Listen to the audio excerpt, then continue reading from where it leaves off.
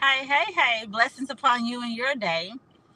This is Dr. Tiffany Lyght, and you are watching me on Women in Ministry TV. And this is a special segment of Faith Talk Live on Unapologetic Pursuit, where we make no apologies for pursuing everything that God has for us in the way that He desires. I'm so excited to be on this amazing platform of Women in Ministry TV. It's such a blessing to serve with other women of faith and encouraging others and sharing the word of the Lord and just also encouraging ourselves in our faith. So if you are new to Women in Ministry TV, welcome. Thank you for joining in. If you are also new to Faith Talk Live and to the ministry that God allows me to serve and how God allows me to serve, I am so thankful for you. I welcome you today. Say hello. Let me know where you're watching from.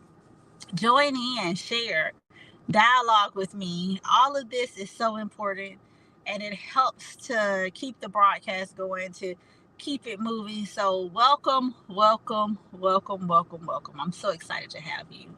And as I said, this is Women in Ministry TV. And we are so excited to have you. We are so thankful for the platform, for our amazing visionary, Overseer Jacqueline Battle, who was obedient to the call and mandate of God to bring women of faith together, to share the word, to encourage, to be in media. And so we're so thankful to her for her obedience to the Lord.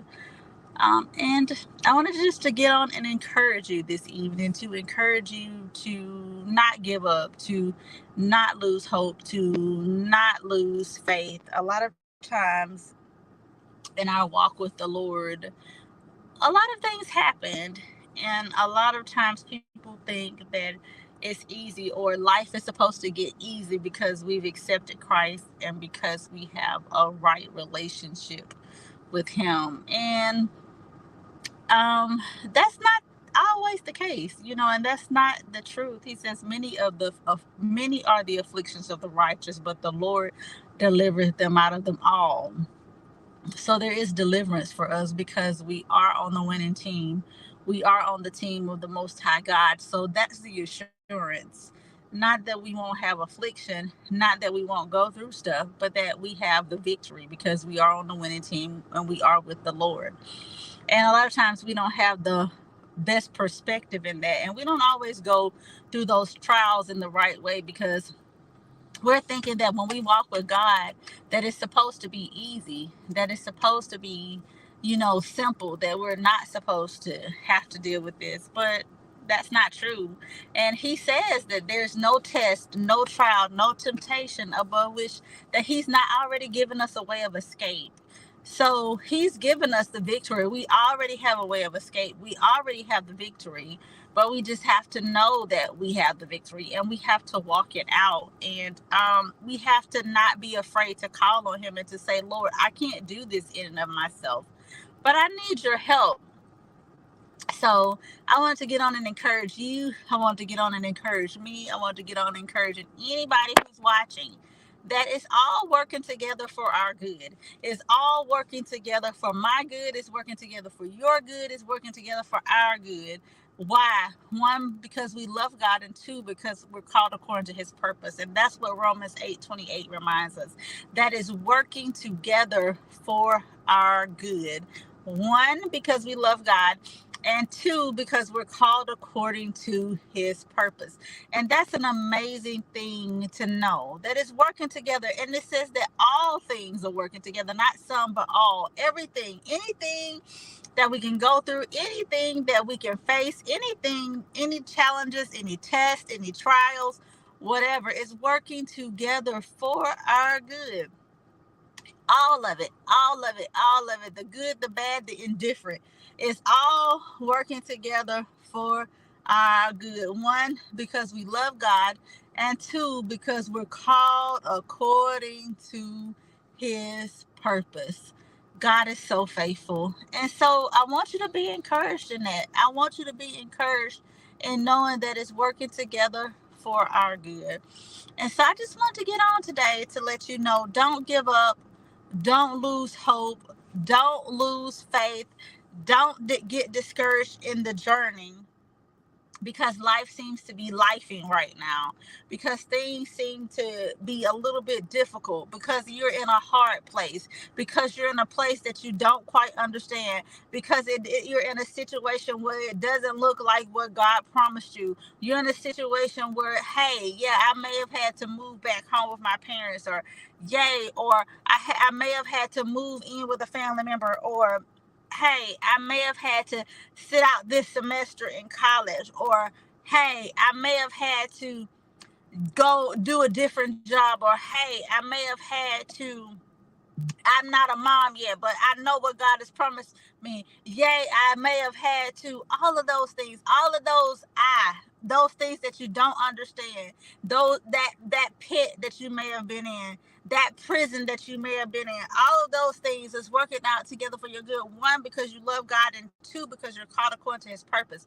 But how you are during the process is what makes the process what it is. How you are during the process is what makes it what it is. And I often think about Joseph, because he is a model for enduring, and a model for staying the course, and a model for what it means to go through and to endure, from a good place, to endure and to come out with a healthy perspective. He is a model for that. He is an example of what that looks like, of what that means. And I think about how when he had that dream, excuse me, sorry. When he had that dream, and he saw himself in a position of authority.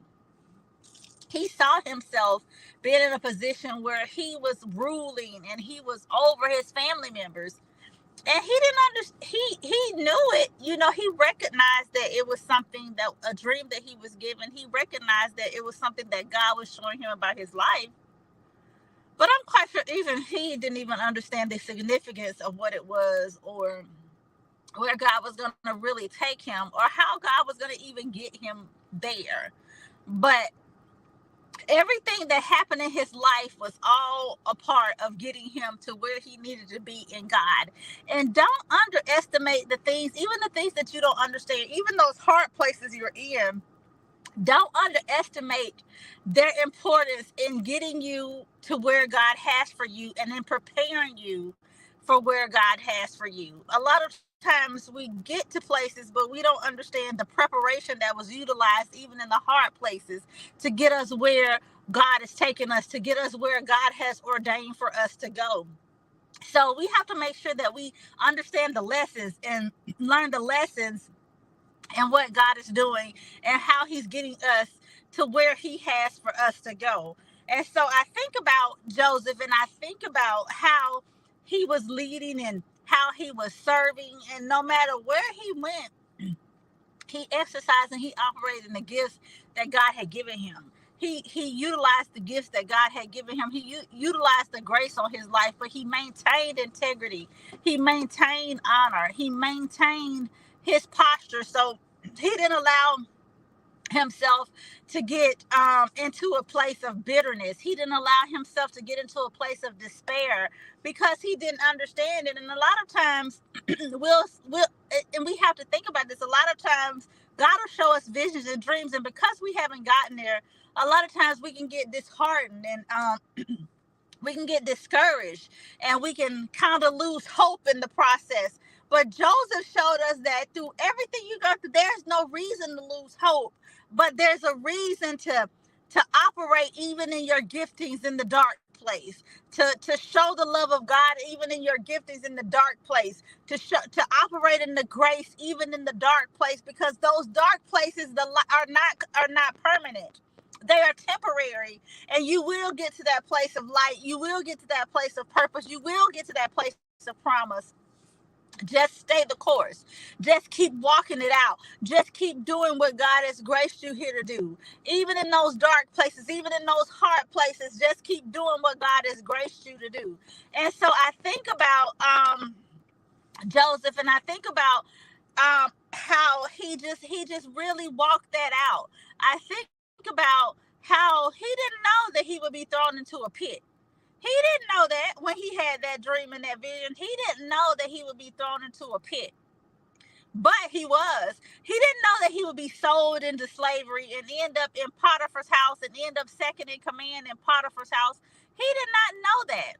He did not know that that's where God was going to take him and use him to get even to the palace. But he got to Potiphar's house and he was second in command, and because he operated in integrity, and because he was such a person of excellence, he attracted the attention of Potiphar's wife. And don't think that the excellence on your life does not attract people, because it does. That's another lesson for another day. But your excellence attracts people. It attracts good people, but it also attracts bad people. So don't think that, but you still maintain integrity, because with the integrity comes the reward. With the integrity comes the fact that you can sleep at night and be in peace, knowing that you're operating and doing things in the right way, and doing things from a place of grace, and doing things from a place of good, and doing things from a place of love. So don't lose the integrity. Don't lose the thing that God has given you, because you are supposed to be light in darkness, regardless of what situations are like, regardless of what everybody else is doing. Because a lot of times the world will want you to compromise. The world will be like, oh girl, that's okay. Oh man, that's okay.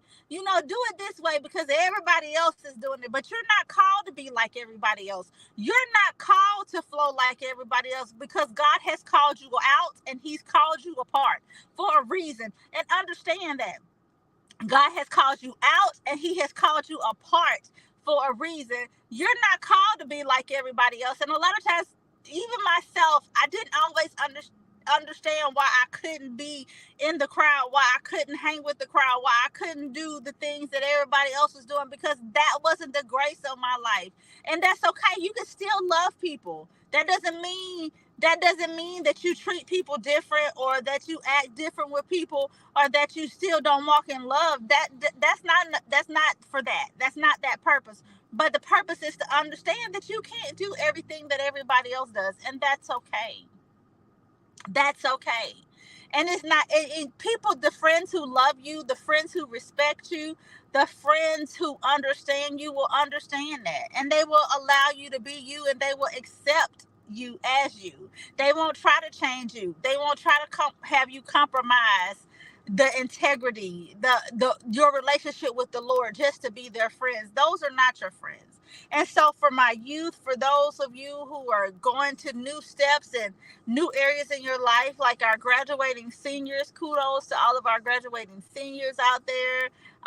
God bless you all as you get to this next phase of your life, this next journey in your life, whether you're high school graduates or college graduates. Understand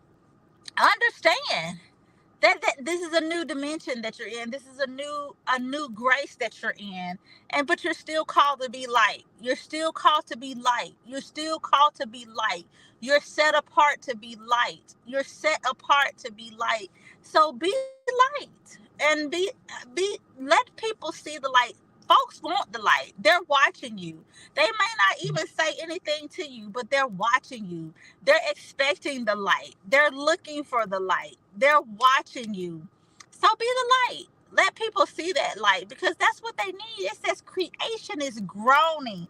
The word reminds us that creation is groaning for the manifestation of the sons of God, the sons and daughters of God. Creation is groaning for you, because it's such a need for pure light. It's such a need for true light. It's such a need for relationship. Those who walk in relationship with God, those who walk in alignment with God's will, God's plan, God's purpose for our lives. It's such a need for that. It's such a need for that. It's such a need for that. It's such a need for that. So don't lose hope.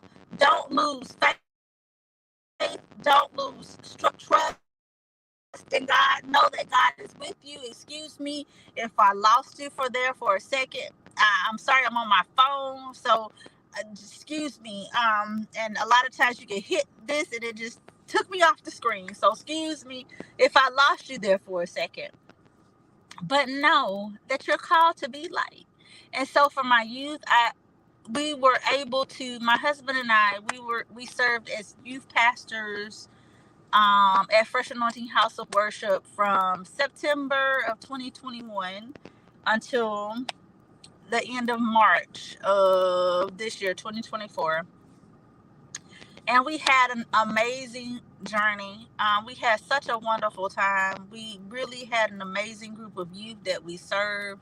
We were so thankful for parents who were faithful in ensuring that their youth came, and just ensuring that they were there and present. And so we're so very thankful. And some of them have graduated and are going to new phases in their lives. But to me and to us, they will always be a part of our lives. We will always be a part of their village and a part of their journey, because it was such an amazing time for us. We were so very thankful. So I think about them, and we pray for them, and we continue to pray for them and lift them up and pray for their families, and just want the best for them always. And so we were very thankful for that, very thankful to be able to serve in that capacity. And so even with that, I want our youth to know that they are called to be light, and that as they go through these phases, to understand that their relationship with God is the central thing. It's the principal thing in their lives. Everything else is secondary. Yes, they are there to get an education, but without God, that education means nothing. Without God, that degree means nothing. Without God, anything that they attain is nothing. And to walk in the love of God is so important, not just to have God, but to love God and to love people. He says when we don't love, we tell people that we don't know him. So to love God and to know God in the true and integrity of his word, and to love people, to love God and to love people. And he says when you do this, you fulfilled all the law. And you don't have to worry about compromise. So he says when you love me with all your heart, all your mind, and all your soul. And then he says when you love people as yourself, you fulfilled every point of law, because honestly you have. When you think about it, when you love God, you don't want to offend him, so you're not going to sin against him. And when you love people as you love yourself, you don't want to do things to hurt them. You don't want to do things that will cause offense. So when you think about that, your life will be in alignment with everything that God has for us. So I want our youth to understand, that nothing that you do in this earth is worth anything if you don't have the Lord. And know that through everything that you go through everything that you face, every situation, every trial, every circumstance, understand that it's all working together for your good. One, because you do love God, and two, because you are called according to his purpose. And sometimes you need to remind yourself of that. It's all working together for my good. It's all working together for my good, because I love God, and because I'm called according to his purpose, and because of that, it's got to work together for my good. I have no other choice but for it to work together for my good.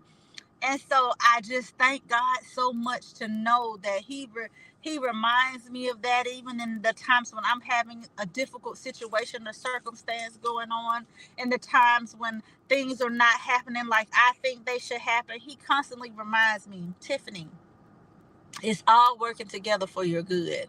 It's all working together for your good. And even when I look back over how life is, there are things that I wanted at certain points in my life that I realize now that I wasn't even ready for. When I think about it, I was, green to a lot of things, very shy, very, very reserved, not even willing to speak up at times, or speak up for myself. And God is, even within these last few years, even with serving as youth pastors, he used those things, that situation, to grow me. He used that situation to grow my husband and I. Because where I started as a youth pastor is not where I am even now, in my growth. And I can see the growth in myself. And even that situation, just serving with my husband, has taught me so much about leadership and staying the course. And he's such an excellent leader. I'm just very thankful for him and for his leadership, and how even he showed me what it means to stay the course, what it means to continue to keep going, what it means to keep the faith in spite of adversity, in spite of everything that happens. So just know that it's all working together for your good. It's all working together for my good. Can you say that with me? It's working together for my good. It's working together for my good. Encourage yourself today to know it's working together for my good. Encourage yourself. Encourage someone who's there with you. It's working together for my good. I may not understand it. It may hurt me right now. I may not feel so good about the situation and circumstance, but it's working together for my good. I may not like it, but it's working together for my good. I may hurt. I may have to cry. I may have been crying just a few minutes ago, but it's working together for my good. I may have been in a situation where I didn't like what was said to me, but it's working together for my good, because one, I know that I shouldn't talk to people the way that somebody just spoke with me, or I shouldn't mistreat a person because I know how that made me feel. Sometimes hurt situations come because it teaches us lessons. It reminds us that the way somebody else made us feel, we don't want to make somebody else feel that way. So if you know how that made you feel, then be intentional in not doing the same that was done to you. Don't become bitter. Don't become bitter, and don't become in a situation where you become what hurts you. Don't allow that to be your testimony. Don't allow that to be your story. That you become what has hurt you. That you start being that person that's hurting people because you were hurt. But allow it to make you better. Allow it to understand that, hey, I don't want anybody to feel the way that just made me feel. I don't want anybody to go through what I went through in that situation. I don't want anybody to deal with this thing that I dealt with on the job. So when people come here, I'm gonna do whatever it takes to help them to navigate and to feel good about the job and to learn their role as best I can with the resources that I have, with the things I know, because I know what happened to me. I know how I was treated. I know what I overcame. I know what. So I'm gonna make sure that the person coming behind me doesn't have to deal with the same things the way I did. I'm gonna instruct them in a better way. I'm gonna show them a better way. All of those things, all of that stuff matters. It matters, and God is watching you. He's watching to see if it's gonna make you bitter or if it's gonna make you better. And the thing about Joseph is, it made him better, because he was able to tell his brethren. He said, "You meant it for evil. See, you meant it for bad. They may mean it for bad." They meant it for bad. And someone, trust me, they meant it for bad. But he told them, he said, but God meant it for good to save much people. And how many of you have a but God meant it for good to save much people? See, that situation in your circumstance in your life, it was meant to break you. It was meant to hurt you. It was meant to make you cry. It was meant to make you feel low. But God meant it to save much people. But God used it for your good. But God used it to get you to that place of purpose and promise. But God used it to get you to that place that He has for you, where you could help much people, where you can be in a position of authority. You can be in a position that positions yourself, that allows you to be a bridge, that allows you to help people, that allows you to bring resources to people. But God.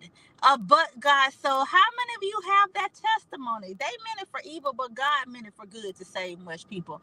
Know that God meant it for good to save much people. And because He meant it for good to save much people, you're now positioned right where you need to be. You're now positioned right where you need to be. So go, whatever. And for those of you who are not positioned, for those of you who are in that pit, for those of you who are in that prison on the way to the palace, rejoice. Operate in your gift. Operate in the grace of God that's upon your life. Or show the love of God. Walk out the love of God in all that you do.